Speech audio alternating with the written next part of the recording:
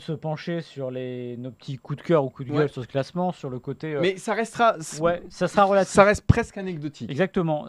Alors on va faire un petit jeu, on va jouer à qui est trop haut, qui est trop bas. Mais comme tu le dis, par rapport aux années précédentes, et ça c'est une réussite du Ballon d'Or de cette année, c'est d'avoir retiré quand même des votants. Ils ont réduit le cercle. Alors, c'est pas parce que vous êtes dans les 100 premières nations du football que vous le connaissez mieux et que vous le jugez mieux, parce que je pense qu'on verra 2-3 trucs qui seront un peu bizarres. Mais n'empêche que ce classement, on a souvent ricané en voyant des classements un peu baroques. Là, honnêtement, il n'y a pas énormément à dire. Moi, je peux démarrer ou pas ? Tu peux y aller. Voilà, on va pas vous le lire entier. Mais, moi, juste le petit coup de gueule, c'est quand même de voir Thibaut Courtois 7e, qui pâtit une nouvelle fois de la règle Neuer, c'est-à-dire qu'on ne donne pas le ballon d'or aux gardiens, ok, mais qu'on a aussi du mal à les mettre très haut. Et je pense à ce titre que le trophée Yashin ne fait pas forcément de bien aux gardiens, puisqu'il leur assure finalement un trophée, mais finalement a tendance sans doute minimiser leur impact dans le classement général. Là, je le vois 7e. Derrière Mbappé, ça me choque. Derrière Salah, ça me choque. Voire même derrière Lewandowski, ça me choque. Pour moi, c'est le deuxième artisan du succès de la saison incroyable du Real Madrid. Je l'aurais mis sur le podium, derrière Mané, pour moi, Courtois. C'est pour ça que 7e, pour moi, il est un peu bas. Ouais, et de toute façon, le Ballon d'Or n'aime pas les gardiens, comme tu l'as dit. Il n'aime pas beaucoup les défenseurs. Le premier, il est 16e quand même, c'est Virgil van Dijk.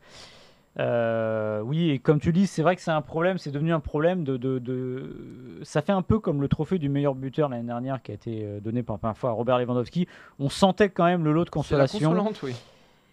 Et le problème, c'est que ça risque de l'être plusieurs fois, parce qu'on se dira à chaque fois, il est gardien, il a quand même gagné quelque chose.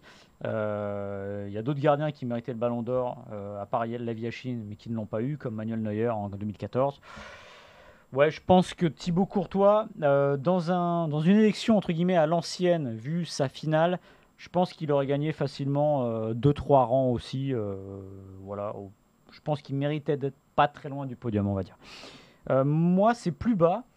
Alors, je pense que... Alors, on n'a pas encore le décompte des points à l'heure où on vous parle, mais à la fin, on a quand même une tripotée de 6 joueurs à 25e, à égalité de points. On peut imaginer que ce sont des joueurs qui n'ont reçu aucun vote, parce que les journalistes votent pour 5 joueurs. Évidemment, il n'y a pas de la place pour tout le monde. Donc, on peut imaginer que c'est à 0 points, tous ces joueurs-là, voire 1, mais je pense que c'est plutôt à 0. Et moi, j'aurais mis un peu plus haut Christopher Nkunku. Voilà. Alors, ah bon ? Ouais. Pourquoi ? Parce que sa saison l'année dernière est assez démentielle au niveau statistique. Et je pense que c'est aussi les défauts. Alors, je ne l'aurais pas mis 10e, évidemment, mais peut-être dans les 20. Typiquement, est-ce que Nkunku fait une moins bonne saison que Cristiano Ronaldo ? Non. Voilà. Mais Cristiano Ronaldo, c'est Cristiano Ronaldo. Nkunku, il a j'allais dire le malheur, non, c'est pas le malheur, il a prolongé, il est très bien là-bas, de jouer à Leipzig. Et donc, Leipzig, ça fait évidemment moins parler. Or, c'est tout autant méritant de marquer un paquet de buts à Leipzig, parce que vous n'êtes pas entouré comme l'est un Ronaldo, même si Manchester United, il y aurait tant à dire. Donc je trouve que Nkunku, qui a potentiellement 0 points ou 1 ou peu, c'est vraiment trop peu, et le mettre dans les 20 ne m'aurait pas choqué devant Cristiano Ronaldo, vu la tête de sa saison. Ça aurait été plutôt mérité, en tout cas pas volé. On a fait le tour, Maxime, ou pas ? Ou t'as encore des choses ? Oui, non, ça va. Après, non, mais encore une fois, comme tu l'as dit, c'est un classement qui se tient bien. Il n'y a pas grand-chose à redire. Peut-être Vinicius, que j'aurais imaginé. Moi aussi, un tout petit peu plus haut. C'est quand même la saison qu'il a consacrée, Vinicius. C'est l'unique buteur de la finale de Ligue des Champions aussi. Moi aussi, j'aurais peut-être mis Vinicius là, qui donc est 8e. Je l'aurais mis moi aussi peut-être un peu plus haut. Mais peut-être sans doute que Benzema aussi croqué pas mal de votes des autres madrilènes.